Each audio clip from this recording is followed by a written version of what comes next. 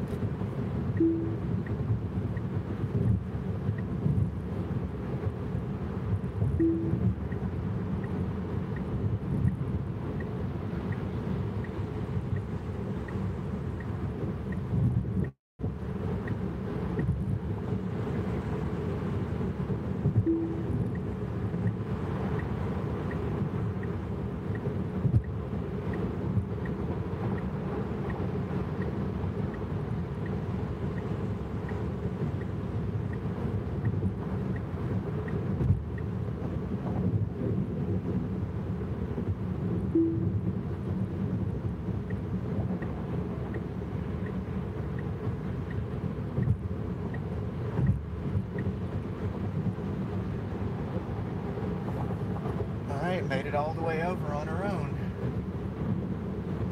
We'll just see how she does. I'll turn on the podcast. The Electric Podcast. I'm Fred Langberg, your host, and I'm joined with Seth Wintraw, who unfortunately wasn't there last week, but this time, no technical issue. Seth is here with us. How you doing, Seth? I'm good, thanks. Awesome.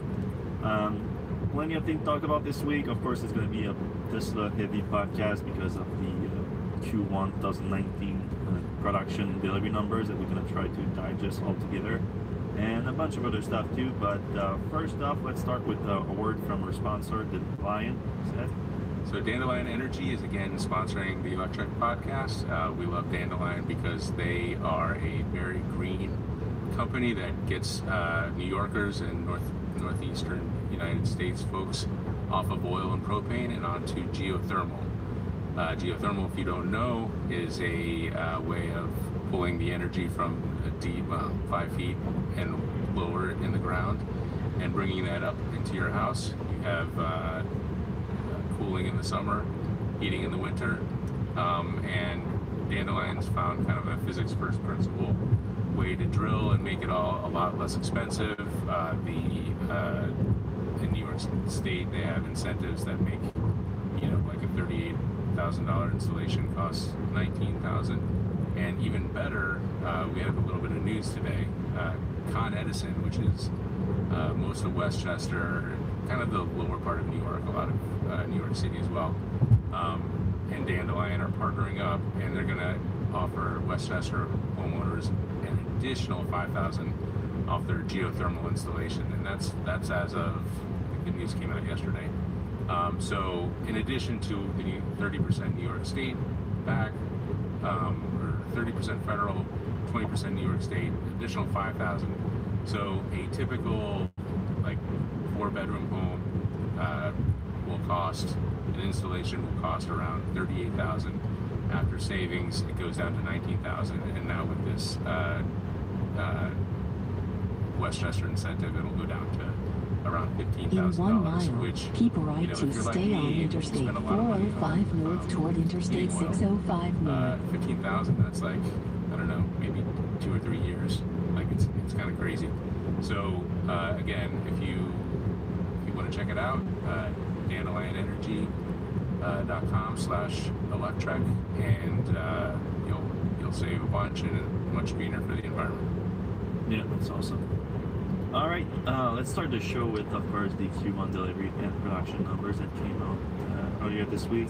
So Tesla is required to release the preliminary numbers within 3 days of the end of the quarter, which was April 3rd. And those numbers are going to be revised when Tesla releases the earnings in a month or two. But for now, it's the best we got, and it is. mean, we knew that it was going to be down, so it's not exactly disappointing, but there's a few things that are clearly disappointing in the numbers. So overall, what we're talking about here, it's 77,000 vehicles produced and 63,000 vehicles delivered. If you break them down between the Model 3, Model S, and X, the Model 3 deliveries were 50,900 and Model S and X 12,100. For the first time in as long as I can remember, Tesla didn't break down the Model S and X deliveries, they just bundled them up together. But first of all, now let's keep take a look right at to the stay Model on 3. Interstate 405 50,000 North. deliveries, that's down significantly quarter over quarter from Tesla's production at the end of the last quarter was at 62,950. So production was around 5,000 units per week, which is similar to what Tesla had a quarter before that. But deliveries, on the other hand, are way down at 50,000 units. We knew that to some degree that would happen because of the shift from North American deliveries to deliveries in China. And we, from what we understood, from what Tesla sort of laid out in the first few weeks of the quarter, there was definitely logistical issues to deliver those vehicles. The European delivery teams have never seen that kind of volume. Now,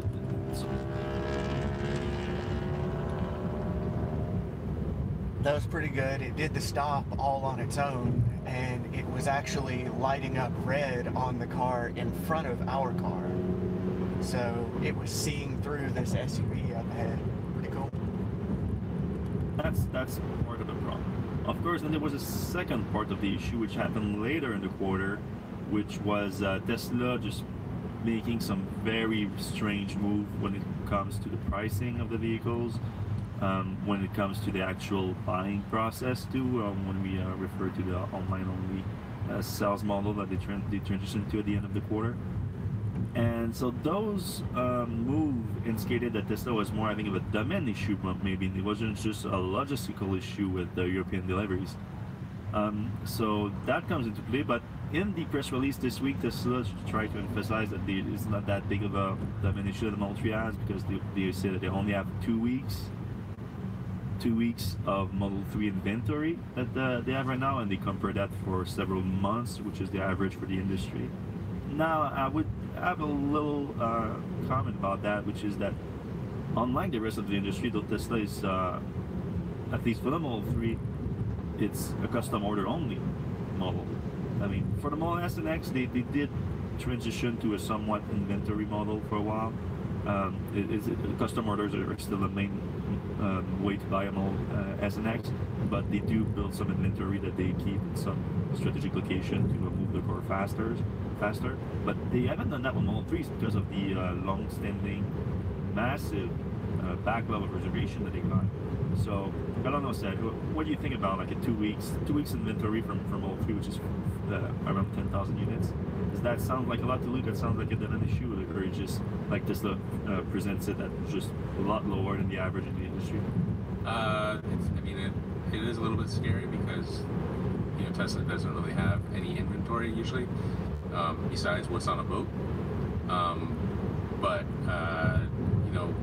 I think it'll be interesting to see in this quarter if Tesla is able to meet demand, because the first people who get their cars, like a lot of people are probably waiting to see what one looks like firsthand. I mean, you got to remember, like all these Europeans, which the Model 3 kind of fits Europe. You want to just respond back to him, text back to him? Better, smaller streets, smaller cars. They've never even seen a Model 3, like not in the wild, not in a showroom, nothing. So I think the demand will kind of go up and hopefully, erase a lot of whatever inventory is left over.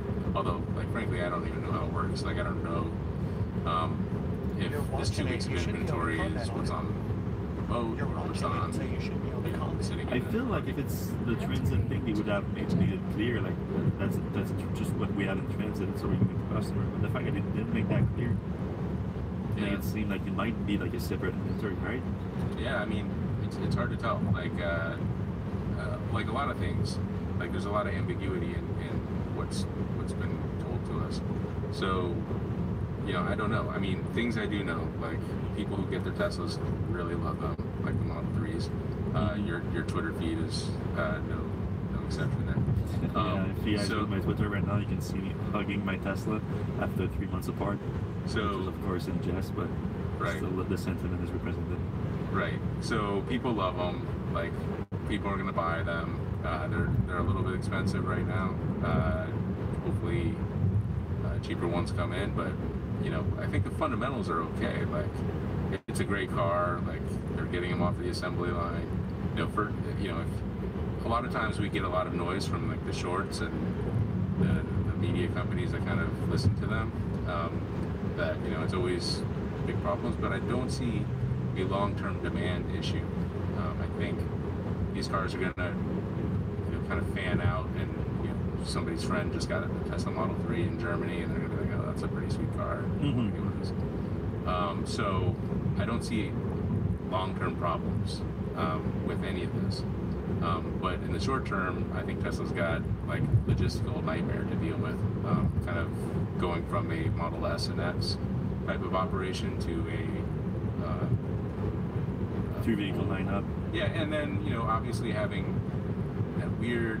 I think Tesla panicked midway through the quarter, and their CEO kind of panicked a little bit through the quarter, and like I don't know what's going on behind the scenes, but it seemed like the price movements were very erratic, and the like, hey, we're closing the stores, we're not closing the stores, like that kind of stuff doesn't inspire confidence to customers or investors or anyone.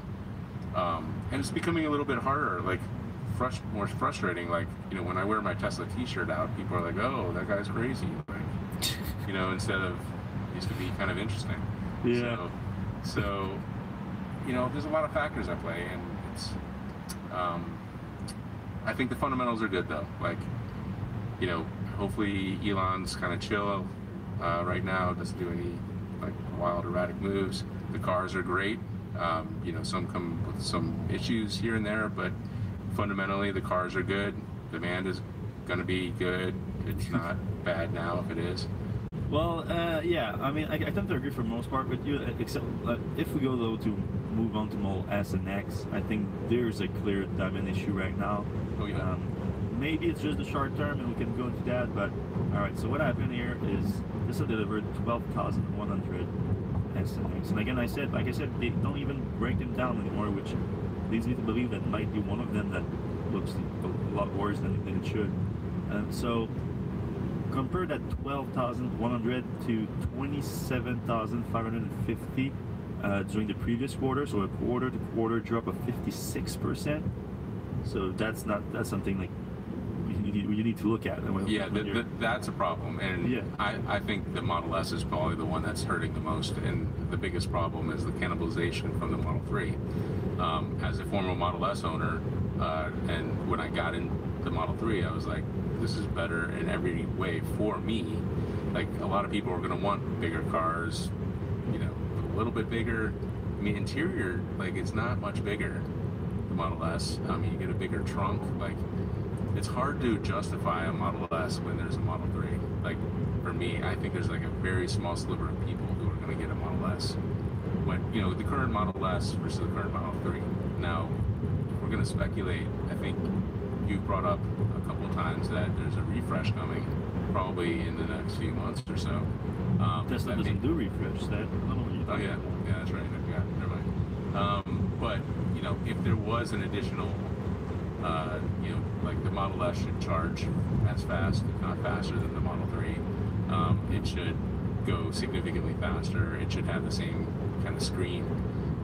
And from that exclusive, we know that Tesla's working on that kind of stuff. So right now, it's like I would not recommend anybody buy a Model S, and I imagine a lot of smart Tesla folks are thinking the same thing. Like, either I'll wait or I'll get a Model 3.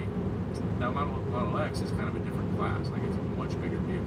That's what I would like to know, the breakdown. I mean, you're right. Like, why are they not releasing that? It's so weird. Yeah, my gut feeling is that Model S sold like 1,000. Model X sold like 100,000. Okay, I'm not sure it's that drastic, but yeah, I know what you're saying here. Yeah, now. In terms of the cannibalization with Model S and M3, I'm not sure that, like, you might be right, but the thing is, Model 3 has been around for over a year now, and we really haven't seen any sign of that until the last quarter. So if that's what's happening, I feel like it's a little bit weird that it took that long for it to happen. Of course, there was also the reservation backlog for the Model 3, so and now Model 3 is more like a wildly available one, so any new Tesla customer can come in and make a choice between Model 3 and Model S. So that might be the thing that is happening here. And Model 3 just arrived outside of North America, so you still had Model S and X as the only Teslas available in Europe and Asia. Correct. And only the higher end version of the Model 3 available in Europe in Asia. And those models, of course, are going to be more cannibalizing of Model S than the lower end version because they have a bigger discrepancy in pricing. But I think that the biggest effect the biggest impact on Model S cells and Model X cells also are coming from the anticipation of a hardware upgrade and the design refresh. So the design refresh, we have an exclusive report of that a year ago. So it might increasingly have an impact as closer we get to that date, which we said was coming around Q3, probably the end of Q3, and the start of Q3, so like probably June, July, August, that type of time frame. But the other thing, and you mentioned that briefly, was probably a hardware upgrade in terms of capacity and performance specs of the vehicle. The biggest indication of that was the Supercharger V3 event, which was only launched for Model 3. Model S and X were just briefly mentioned as having upcoming higher charge rate, and unconfirmed at the actual rate that it's going to be. So I think that had the biggest impact on Model S and stuff. When Tesla said that, it basically says they're basically saying something's coming from Model S and X, we're just not telling you what. So that goes completely against what Tesla generally does, which is not say a word until they can actually release the product. This time, it looks like they felt like they needed to announce Supercharger V3 for Model 3, which probably did help the sales in Model 3, even though the deliveries were disappointing. So I don't know.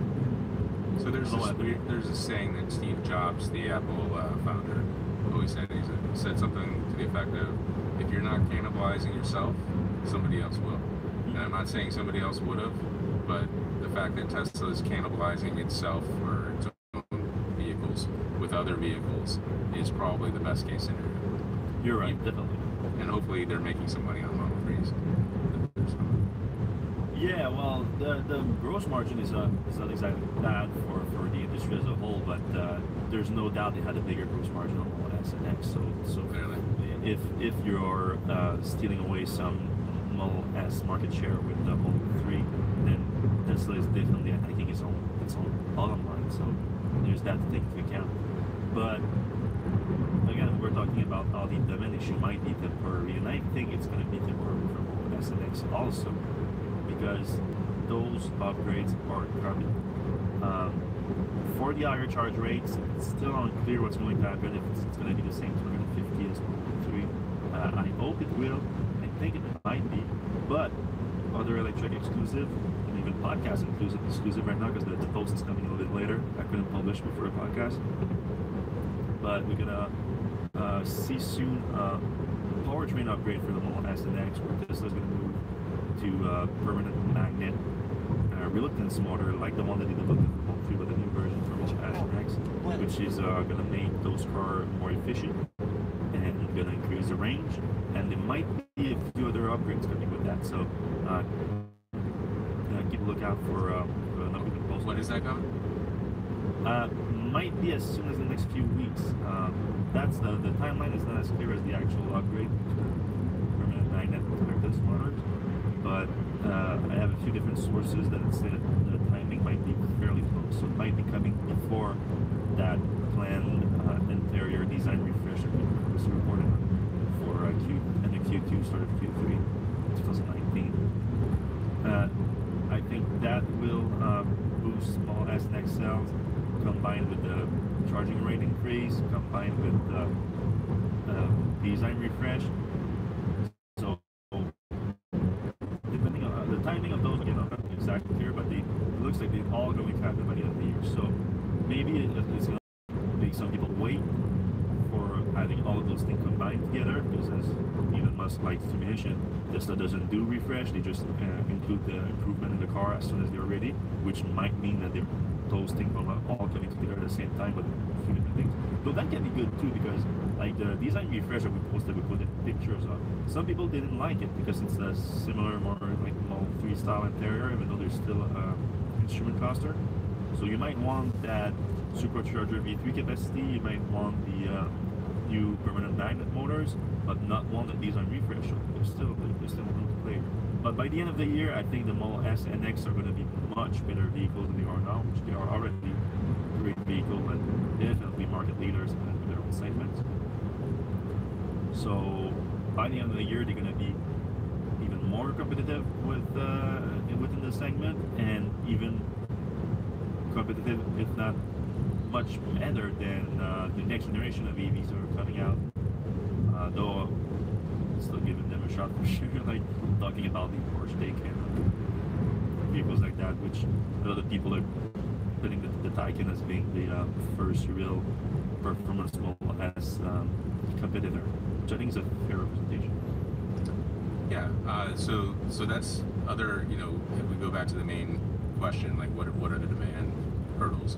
Like there's the, you know, the Audi, the Porsche, the Jaguar, upcoming Mercedes, like all of these things are coming. You know, some people may opt for those, so that could be a demand thing, although we've never seen any direct evidence of that. Although I think Porsche said that their number one customer was coming from Tesla or something. Anyway, the other thing is, and I think this everybody kind of knows, but the amount is in question. Like the Q4 to Q1 is always a drop, like for everybody. Like Q4 is like when everybody buys stuff. Q1, like, you know, if you compare sequentially to year over year, you know, Tesla's up obviously year over year, not as much as you would expect. But like, but that's not for Model S and X. Though. Model S and X are still down 46%. So right. But so I mean, as far as my is concerned, you know, they were moving stuff out of the Gigafactory, you know, sales till midnight. Like they just went all out trying to get stuff out the door before the end of the $7,500 US tax credit. So like a lot of people who might have bought in January or February or March, they bought in December to get that extra money. So, you know, that's a major reason why demand for the Model 3 was lower, and a little bit for the Model S and X, because that wasn't the case last year. So I think that, you know, there's a lot of things that are, you know, why Tesla sold a lot fewer cars this year. But I think that is a big part of it as well. yeah, sorry, I'll lag for a little bit, and I lost what you said. But yeah, there's definitely a lot of reasons for sure, and there are short-term reasons. Long-term, the demand is still good. That's the biggest takeaway for sure. Now, real quick, we're going to look into Model 3 demand in Europe, because there was a launch in Europe during the last quarters, and per market, Tesla did very well in some of the most flagship electric vehicle markets in the US and in Europe. I mean, Norway, as usual, the number one market for Tesla in Europe and the whole world per capita. Over 5,000 deliveries in March alone, making it the best-selling, not just electric vehicle, but vehicle period in Norway. Though, of course, the best-selling vehicle in Norway is always electric, so that's not a big change. It helped the whole market in Norway push over 50% of all electric vehicle sales, closer to 70% when you call plug-in hybrids. So Norway is really showing the rest of the world like that you can transition to all electric vehicle sales for an entire market, with just a few other more models coming up in the next well, this year really. Like the e-tron still got some good deliveries last month, I think close to 700s, but they should still ramp up throughout the end of the year. Then the Mercedes EQC, they're gonna have it. stunning year in Europe. But still, coming back Model 3 is going to be the best selling car all year. I'm pretty sure of it. Same thing in the Netherlands. Best selling EV there. 5th most sold car in the country, so pretty good again. Austria, 752 deliveries, a big markup for the first time. Sweden, over 1,000 Model 3 deliveries, making one of the best selling cars there too. Germany, also doing very well in Germany. And what to keep in mind, of course, is that that's all with just the 2 higher-end version of the Model 3, which is performance version and the long-range all-wheel drive version. They still haven't launched the rear-wheel drive version or the smaller battery packs version. When those come, those numbers should be dwarfed technically by the demand for those cars, technically. Now, we're gonna move on to the problem with those cars, that at least the base one, the $35,000 standard range Model 3, still doesn't really exist. Even though it was launched last month, officially launched last month, and at that point it was already late by a year or something. Like Tesla first said when they started production, it would be there in 6 months or something, so it's been over a year, so it was already late. But Tesla opened up orders for it last month, not even last month, I think last week of February. At that point they said 2 to 4 weeks.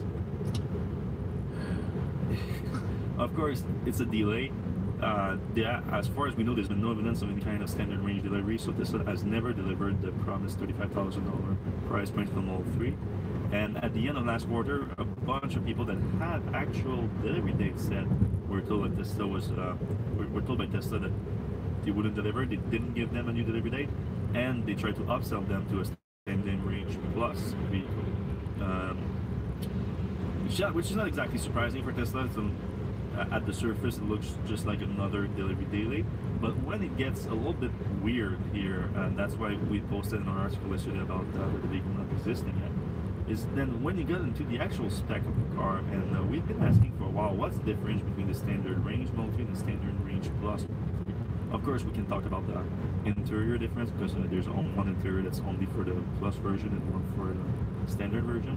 But aside from the interior, the battery pack itself, so what you get the battery pack for that, what is it, the 20 or 40 miles difference that you get with the pack? Are they different pack? Are they the same pack with one of them is a software lock? That hasn't been clear. This doesn't, they don't want to confirm that.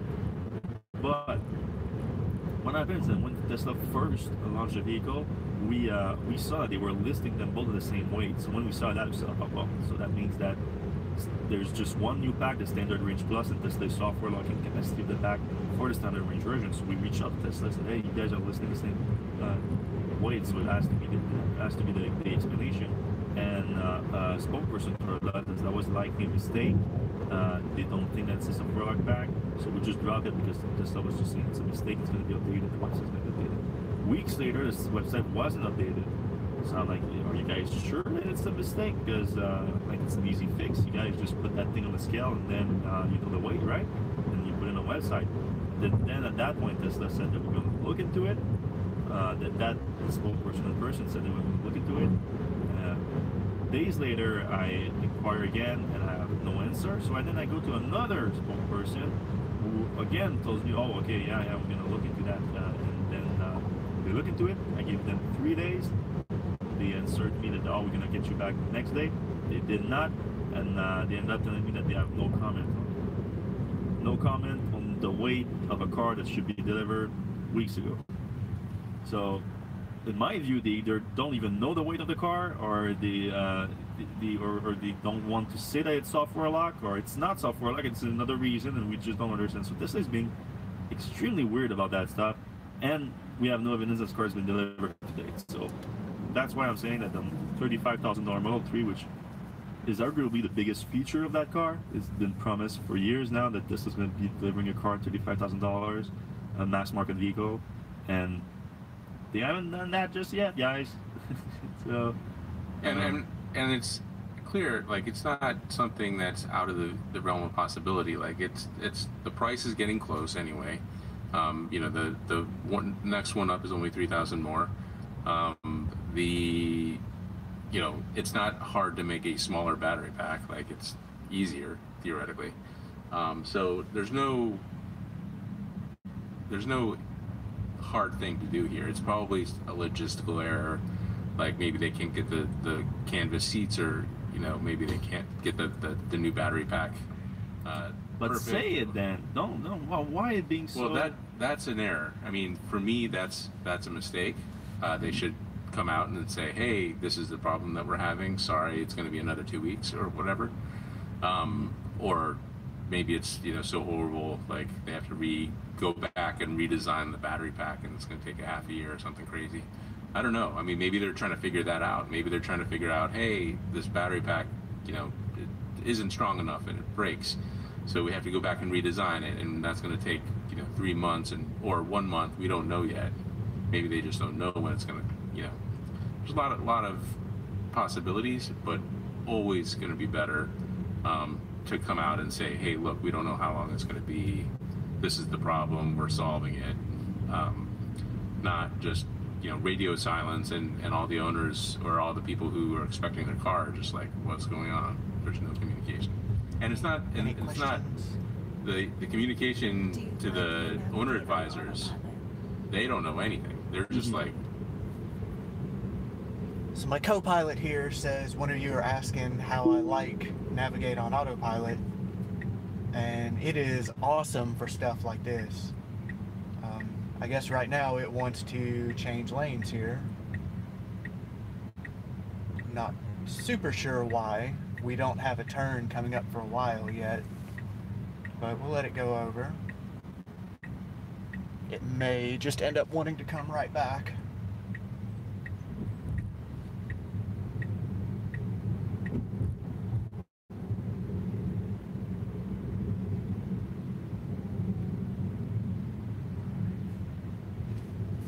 This is the new update. It's 2019.8.5, which I think there's a 2019.12 that's coming out imminently, pretty much.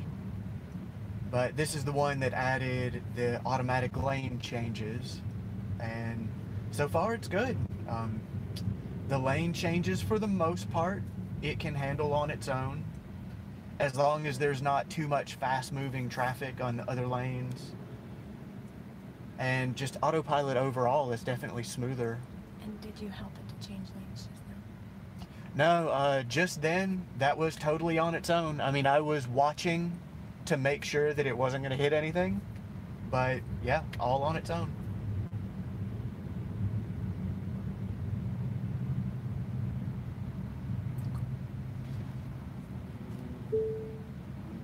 Tesla just tells us, like, they're not coming, and we don't know when they're coming.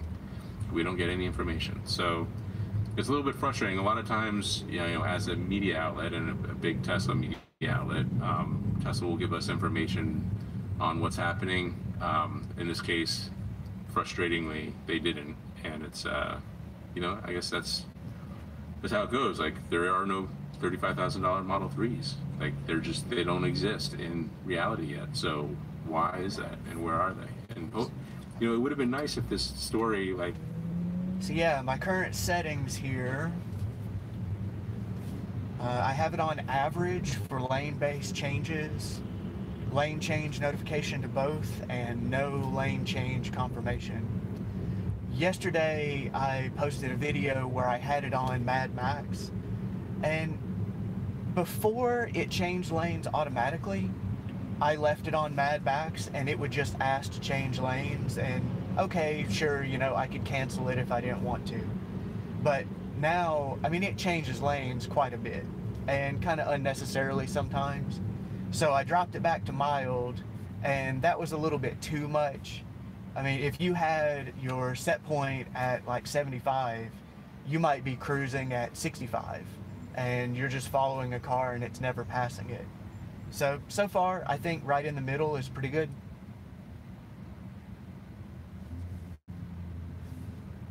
Rattled some cages, but it doesn't sound like it did, because we haven't got any information. Yeah, I mean, I think the Tesla always could use better communication in terms of, like you said, not just the owners, not just the internal teams, but also like with the media. I thought mild was a little bit too low. If I was following a slower car, it would just stay behind it when it was wide open. It could easily pass that car and go around.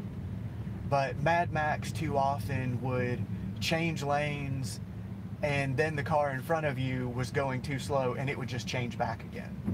So it really needs to be more aware that, hey, if I change lanes right now, I'm still not going to go as fast as I want. So maybe that's coming eventually. It doesn't, on Mad Max, it doesn't seem to make the lane change any quicker. It's just a matter of it wants to change lanes more often.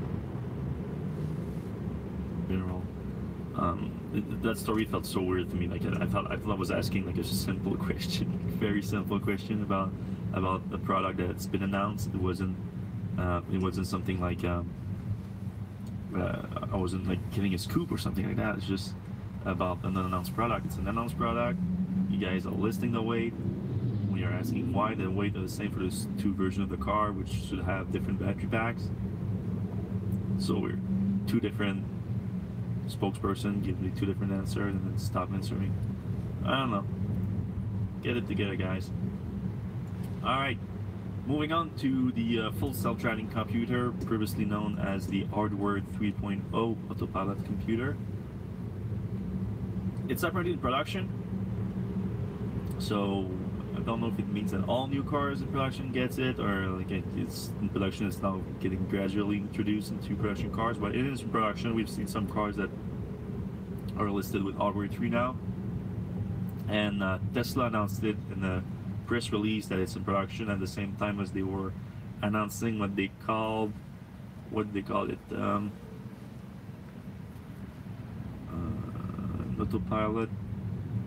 Autonomous Driving Day for investors, and I don't know for some reason.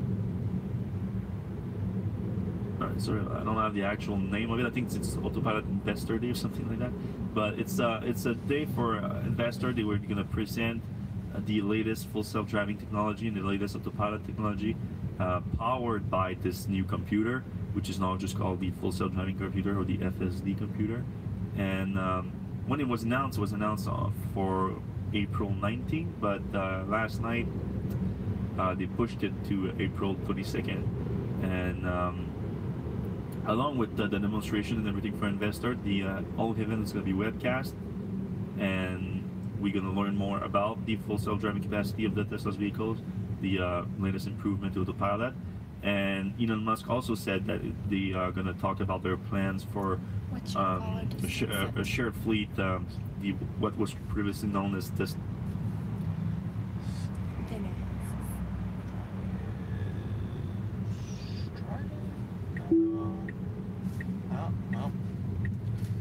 Let her change lanes here. Wants to get back in the HOV lane again. But it has a lot of competition. And now we're just stopping and getting honked at.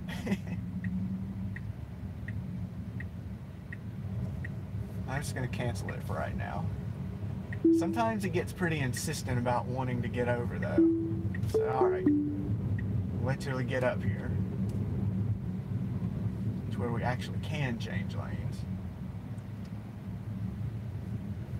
Alright. Let's try again.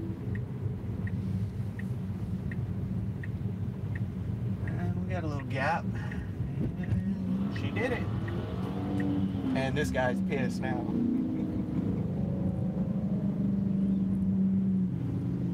Alright. There you go, guys.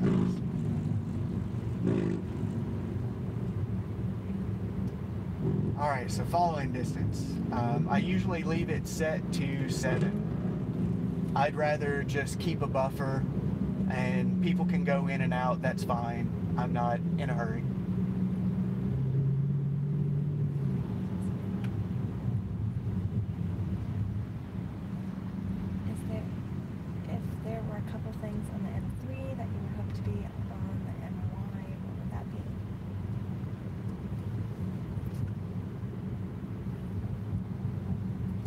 I don't really know of anything that the Model Y is going to have that the Model 3 isn't going to have, or vice versa right now.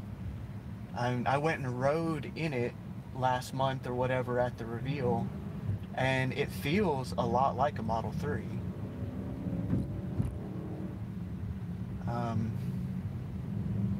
I think if I was choosing right now, I would probably choose the Y over the 3. I don't like the looks of it as much, but I like the utility. I like the hatchback. I was really originally hoping that the Model 3 was going to be a hatchback like the S. But I'm not sure right now that I will switch cars when the Y comes out, because I like the 3. You know, it's more efficient. It's a little bit better car for traveling in if you don't need the extra space.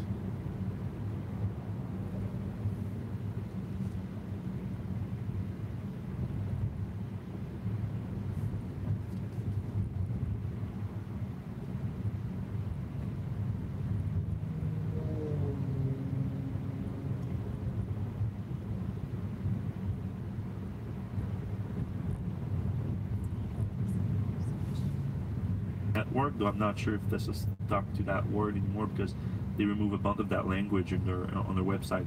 But it's the Uber Lyft competitor system where once Tesla vehicle or autonomous, you can add your own car to the fleet, and Tesla's gonna have also their own car providing a Uber-like service autonomously. So we're gonna have an update on those plans, as well as the latest full self-driving and autopilot capabilities of the cars, both on the software perspective and also on what can the new hardware do, because of course the new hardware is being put in a... I don't know how well you can see it, but to the right of us is a Mitsubishi Outlander plug-in. That's new to the US. It's been around a while, but you know, if you only need something that is a short range, that's a pretty big car, and it's not very expensive. It's the first time I've seen one out right now, but as what Elon said most recently is that there's actually a disadvantage for the new hardware based on the software, because they developed all the software for Autopilot to work on Autopilot hardware 2.0, 2.5, and so it's not optimized right now for 2.0, which of course though has a lot more computing power. So they're gonna be able to do new things on the 3.0 that they cannot do on 3.0 that they cannot do on 3.0 or 2.5. So do you think it'll be like the jump from 1.0 to 2.0, where it'll take a while to get up to speed? You know, some people say that hardware 2.0 and 2.5 still aren't where Mobileye stuff was. What do you think? Still today, people are saying that. Yeah, well, I mean, there's obviously things like Sentry Mode and a bunch of other stuff, but like the actual autopilot capability, like auto steer. Yeah, so MKBHD, he's got his car, his Model S back after the accident, and he was like, I'm glad, he said something like, I'm glad I got this car at the time I did. I wouldn't have changed anything. And I said, well, would you have gotten hardware 2.0 if you waited a couple weeks? And he is like, nope, I like hardware 1 better. Because as he spent a lot of time in 2.0, because I mean, clearly no, but like it isn't a big jump yet, and it took a long time for 2.0 just to get to where 1. Yeah, that's fair, and I do agree that for a long time, yeah, the first version of Autopilot based on the Mobile High hardware was very competitive, if not better in some aspect than Tesla's own system on 2.0.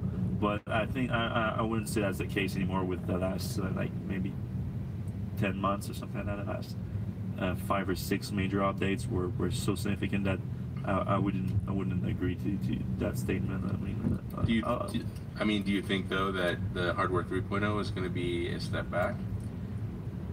Yeah, well, I'm not sure if it's a step back, but I mean, I'm for sure it's going to be easier for Tesla, because what we need to understand is from the first version to the 2.0, they went from hardware from Mobileye and using a lot of Mobileye system to using NVIDIA system with their own software, built from the ground up with their own computer vision technology.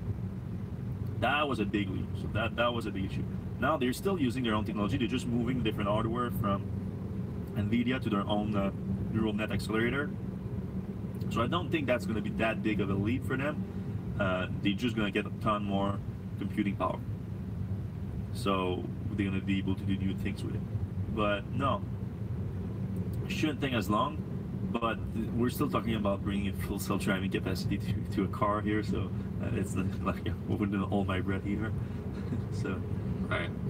But yeah, that should be fun. April 22nd, we're gonna hear from Elon. We're gonna hear from Stuart Bowers, who since last year was hired as the new software head for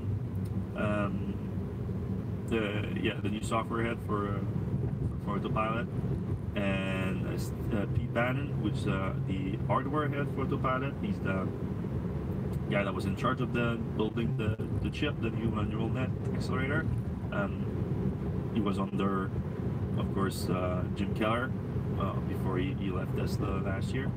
And we're gonna also hear from Henry Kerberty, who's the head of AI at Tesla. So he's been working on the computer vision system.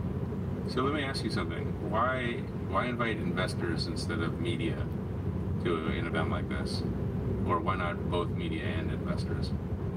I wouldn't be surprised if both media and investors are there, and they call it an investor thing so that some media don't get angry that they don't get invited. Some media like Electric, Right. yeah, because we didn't get an invite. But yeah, I don't know. I'd be surprised if there's no media there. There's probably just going to be a select few that they choose to give the demonstration to, because I doubt it's going to be just a webcast. Very much doubt. Right. Do you have any shares of Tesla right now? Are you an investor? Can we get in from just showing your share? It's a question about if this is typical traffic for Sunday and what's going on. We're coming back from a wedding in San Diego this weekend, so we don't live in LA. I'd say this is pretty typical from what we've traveled through on a Sunday. I mean, it's not like gridlock, you know, with accidents everywhere, but there are a lot of people. I mean, we're 1, 2, 3, 4, 5, 6 lanes across right now, and there's congestion on both sides of the road. So, yeah, I mean, there's a reason we don't live in LA, but it's got some cool stuff to come visit.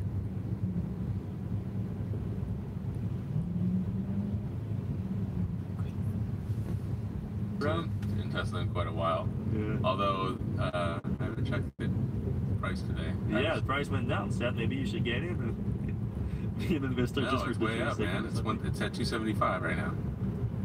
Oh, sorry, I lost you for a second. It's at 275 right now. It's way up. Way up.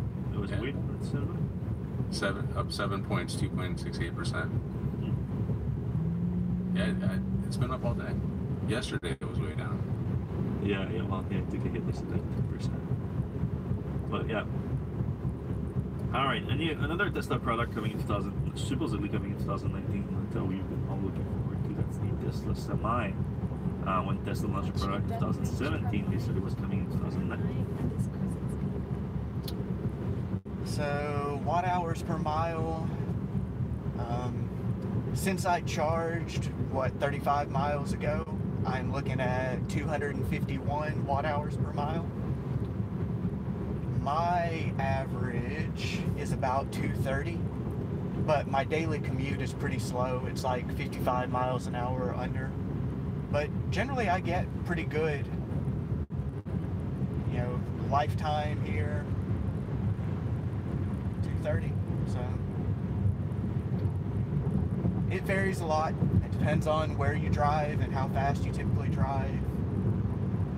If I go over here to energy, I mean, our current average in this stop and go is 210. And projected range 273 at 76% battery.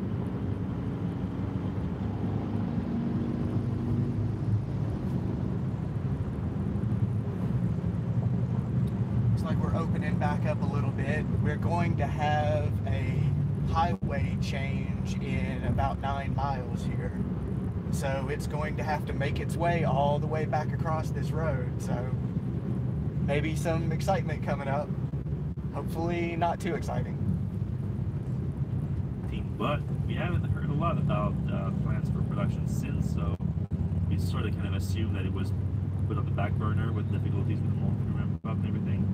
But now Elon is talking about the production again. He said that they've been stuck in the logistic and production problem in the last 18 months, and now they are looking forward to getting semi to production. So that was it. That was the extent of the comment here. So not much to go on.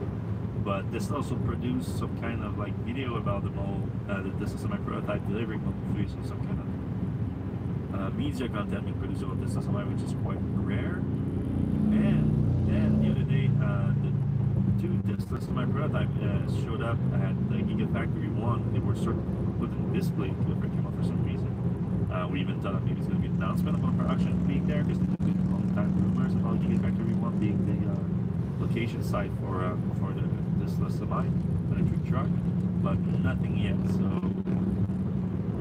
I wouldn't be surprised that Tesla does make an announcement fairly soon about the plans for the production of the semi truck, because it's a commercial product. So it's not like Tesla's other product before consumers where they get tons of reservation, then there's a delay, there's another delay, there's another delay. I'm not saying that it won't be delayed because it's a commercial product, but I think they need to be clear about their plans to bring the vehicle to market, because they already gathered a ton of reservations from the Tesla line, and those reservations are from commercial companies or fleet operators. That those reservations, it's not because they want the coolest new truck out there, it's because it's part of their plan to upgrade their fleet, which is something they have to do as part of their business, and it's something that's planned years in advance. So they really need to know when their truck is going to come to market, and you're going to be able to add it to the fleet. So I think Tesla needs to be more clear about their production plan on this. And since they first promised the vehicle to come in 2019, we are now more than 3 months into the year. I think now they should come soon enough for all of us. Really quick, we're gonna make a quick note of we had our exclusive first look at Tesla's CCS adapter for the European market. And it's on electric right now. If you want to take a look, it's just a few pictures that an analyst